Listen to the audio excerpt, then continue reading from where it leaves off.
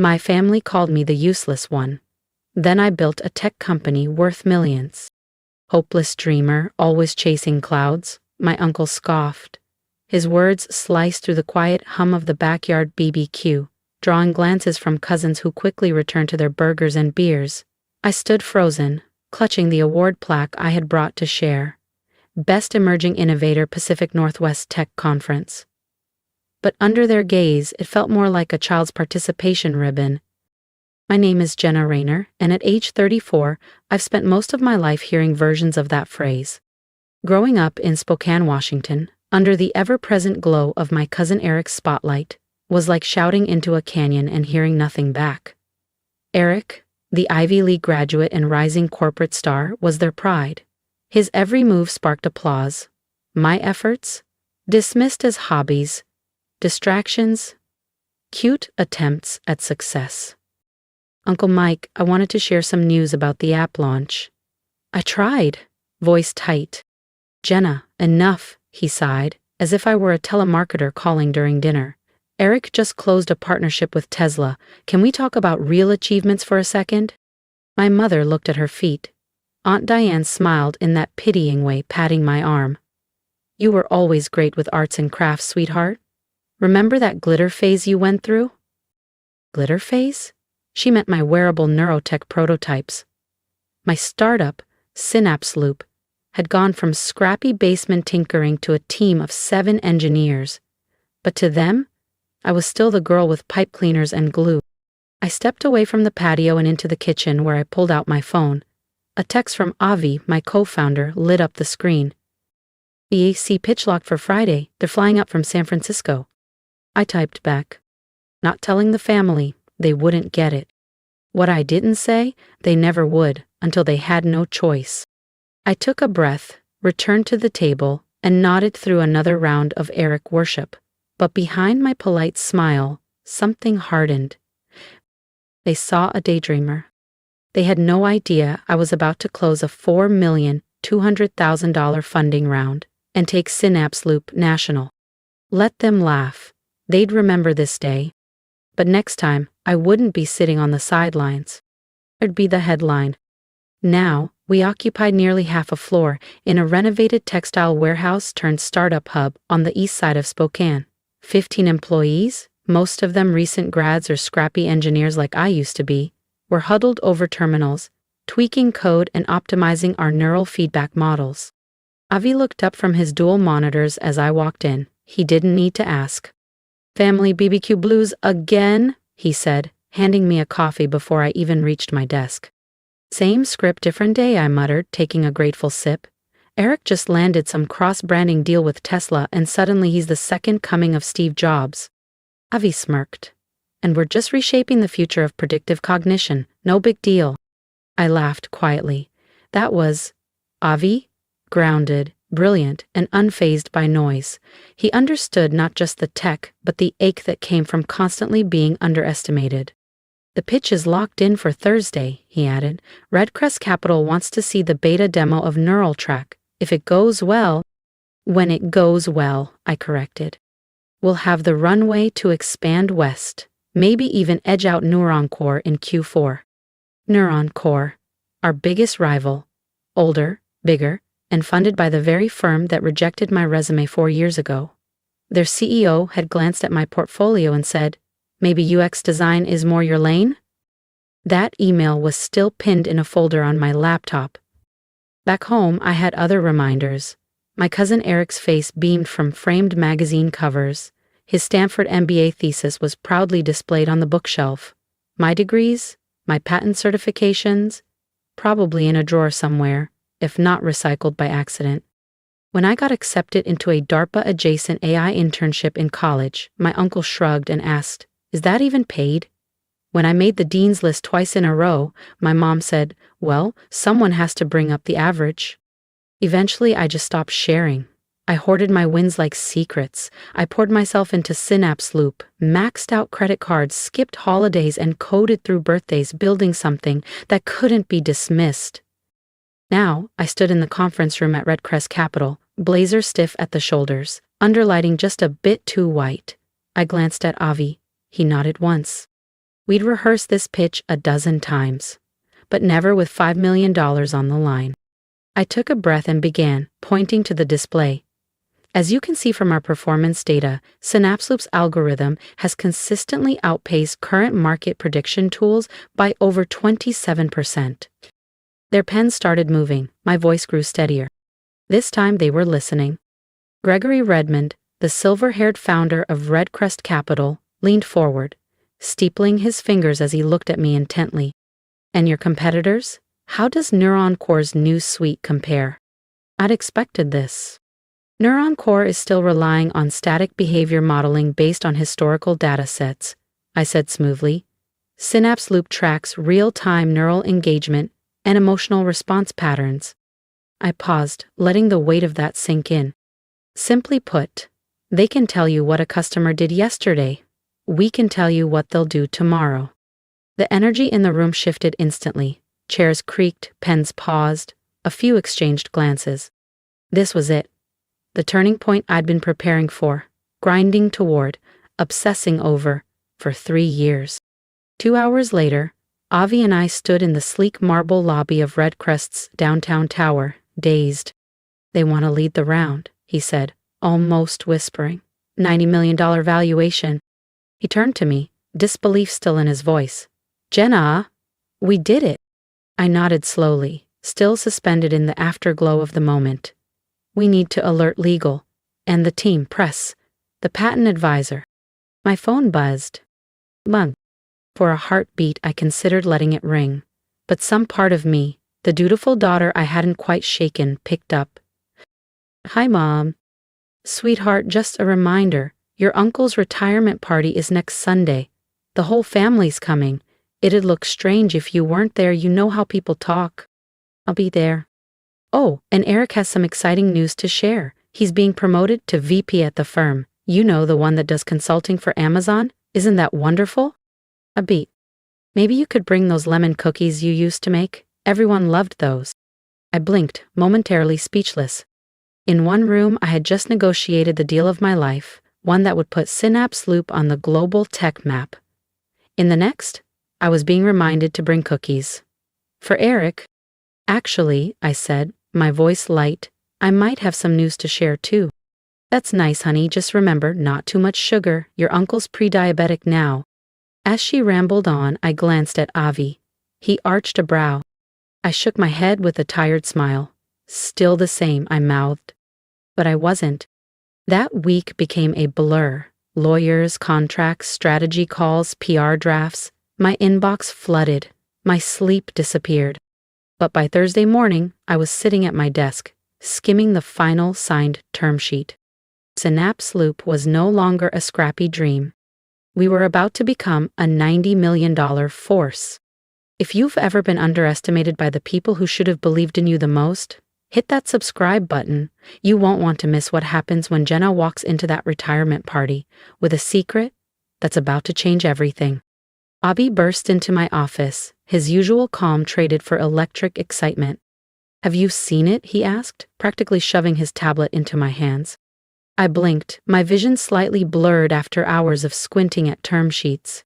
Seen what? Forbes, Business Insider, Wall Street Journal, they're all running it. I took the tablet, and there it was. My face, front and center on Forbes' homepage. The headline read, "The brain behind Synapse Loop, Jenna Rayner becomes the youngest female CEO to disrupt predictive tech." My stomach flipped. The announcement wasn't supposed to go live until next week, after the lawyers signed off on the paperwork. After I had the chance to tell my family, I skimmed the article.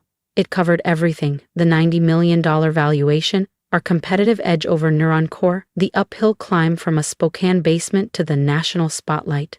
My inbox started to vibrate non-stop as Avi opened tabs.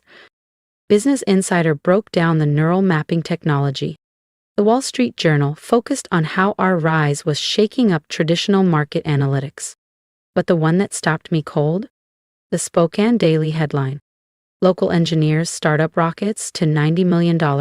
Family never knew. They would see it. Everyone would. As if on cue, my phone exploded with messages. Old classmates, colleagues I hadn't heard from in years, even a few distant cousins with LinkedIn requests. But nothing from my mother. Nothing from my uncle. Nothing from Eric. The silence was louder than the headlines. Avi nudged me.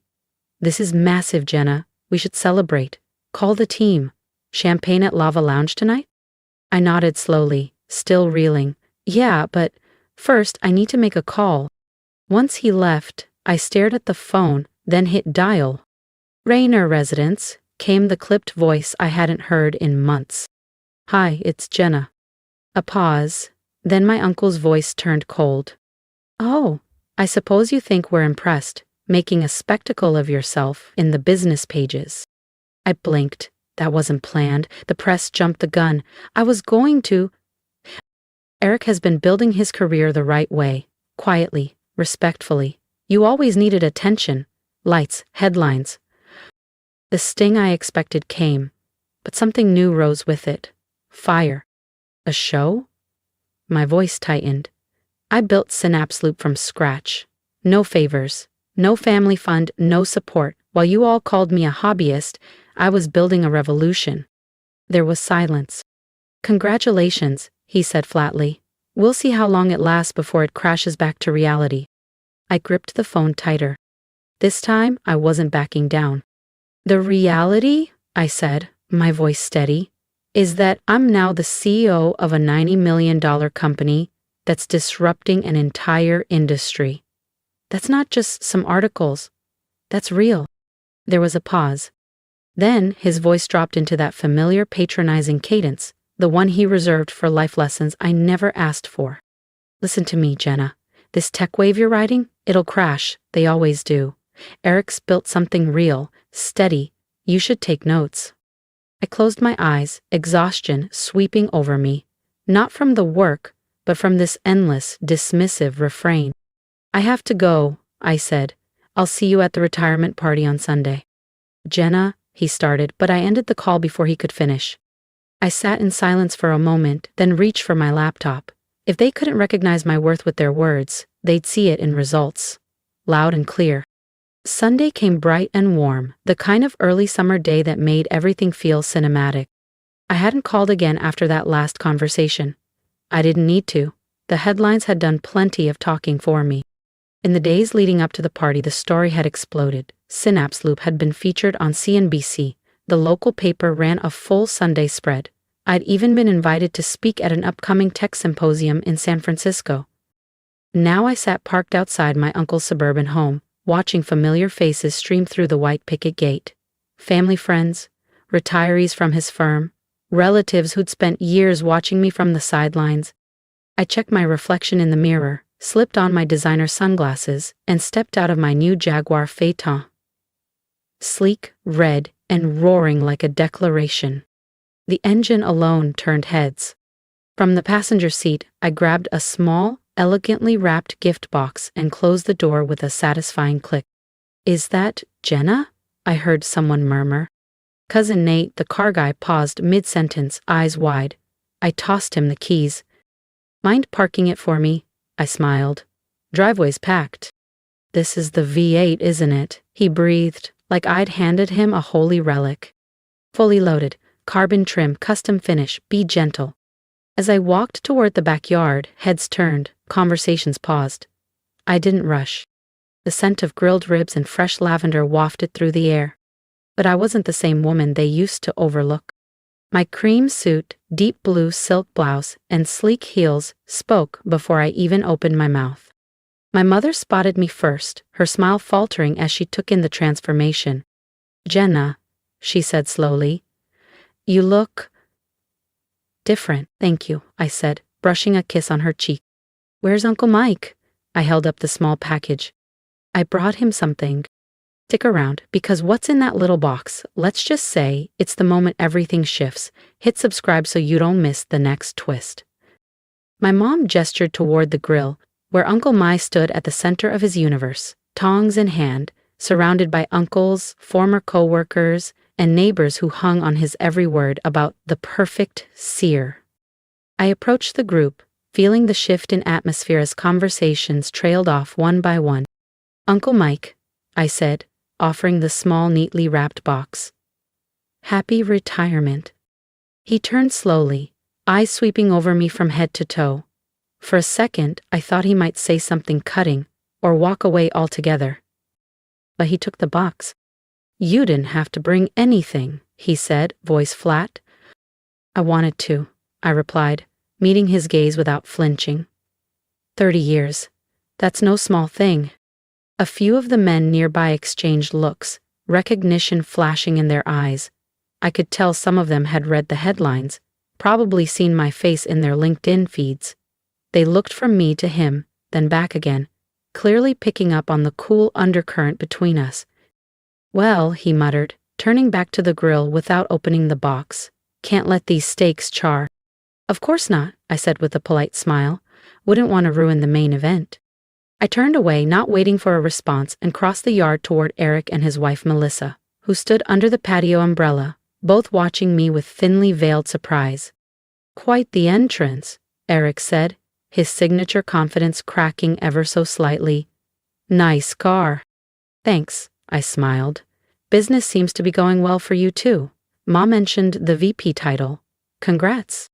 He opened his mouth, but Melissa jumped in first. We saw the articles, Jenna. Your company is... Honestly, it's incredible. Her voice was sincere. Curious. Not the condescension I was used to. Why didn't you ever tell anyone what you were building? I met her eyes.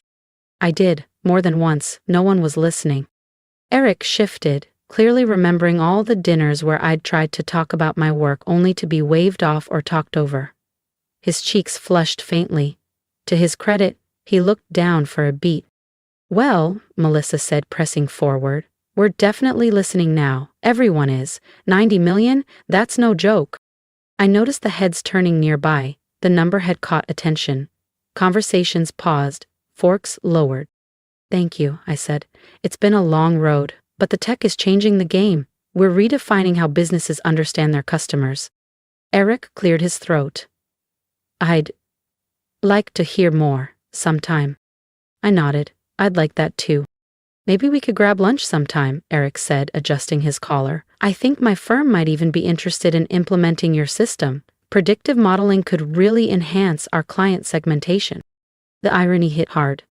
3 years ago, I had approached Eric with early demos of Synapse Loop, hoping he'd see the potential and help me open doors. He'd waved me off, suggesting I get a few years of real-world experience first. Maybe join an established firm before playing entrepreneur.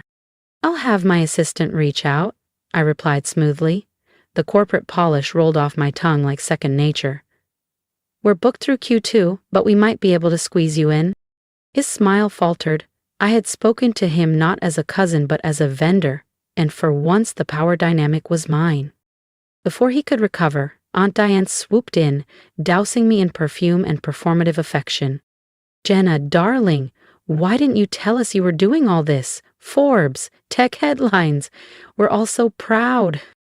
The same woman who'd called my work your little computer hobbies at Thanksgiving now beamed like my lifelong supporter. I tried, I said, keeping my expression even. It just never felt like the right time to share. As the sun lowered, the entire vibe of the party shifted. Cousins and family friends who used to orbit Eric now gravitated toward me, asking about neural engagement, predictive analytics, even startup life.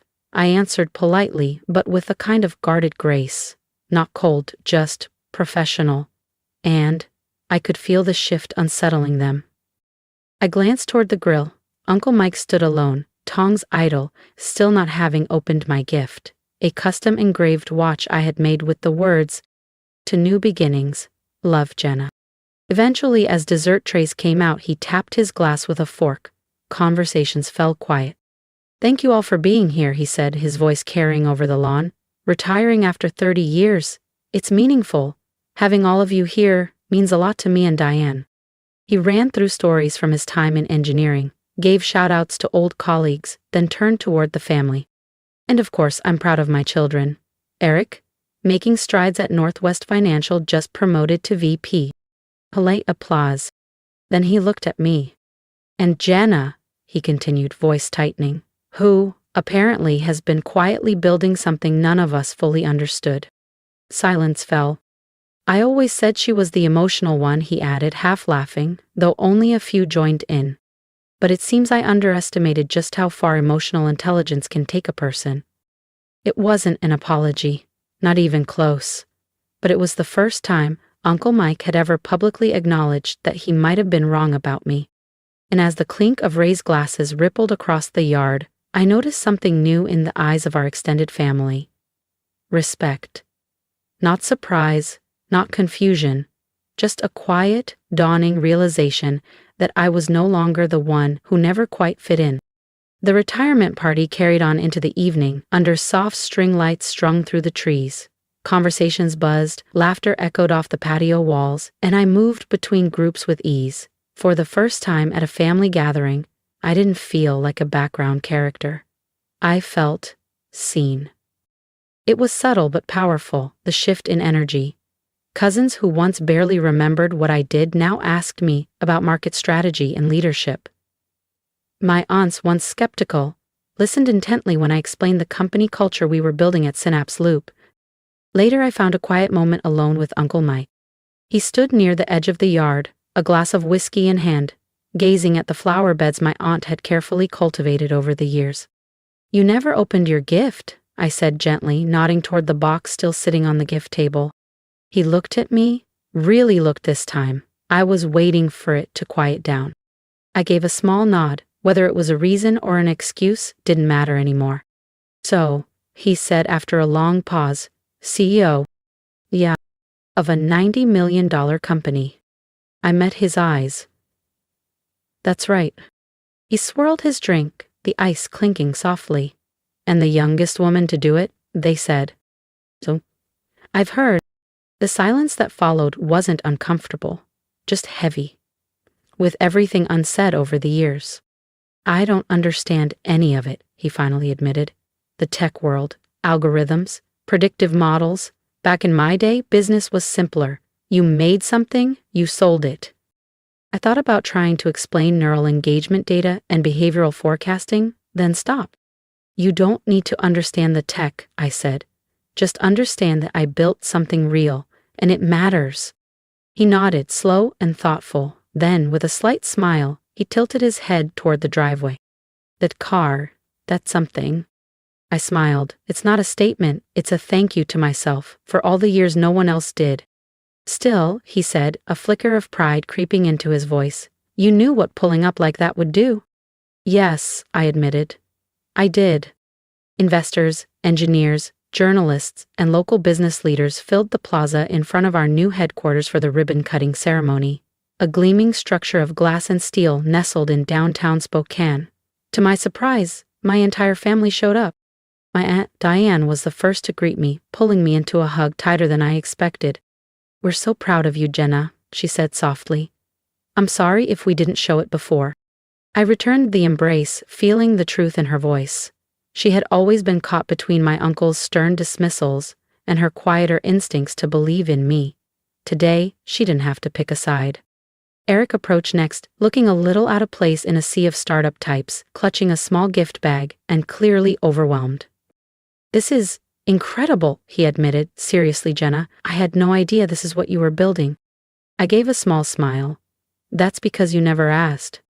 There was no bitterness in my tone, just honesty. The success had dulled the sting of all the years he hadn't seen me. And then there was Uncle Mike, lingering near the entrance like a guest who wasn't sure whether he belonged. He was wearing the watch I'd given him, I noticed. That alone made my chest tighten. I walked toward him, aware of the cameras clicking, the team watching. The CEO in her element. "Thanks for coming," I said. He nodded. "Wouldn't have missed it." We could have left it there, that would have been enough, but I needed to say one more thing, not for revenge, but for closure. "You know," I began, "all those times you said I was too emotional or not CEO material, it hurt." His expression shifted. Pride? Guilt? Something deeper. "But it pushed me too," I continued, "to prove you wrong." He met my gaze. "Well, you certainly did that." "Yes," I said, "I did." And just like that, standing in front of the company I had built from nothing, the logo shining behind us, I felt something release inside me. I didn't need his approval anymore. Because I had my own. I was Jenna Rayner, CEO of Synapse Loop. Visionary, builder, the architect of my future. And no one would ever call me just emotional again. If you've made it this far, thank you, truly. You've just walked with me through years of being overlooked, dismissed, and underestimated, only to come out the other side as the CEO of a $90 million company built from scratch. And if my story resonates with you, if you've ever been made to feel small in rooms where you should have been seen, then I hope you know you're not alone. I wasn't the smartest person in every room. I have the most connections. What I had was belief in something bigger than myself, and the willingness to keep building even when no one clapped.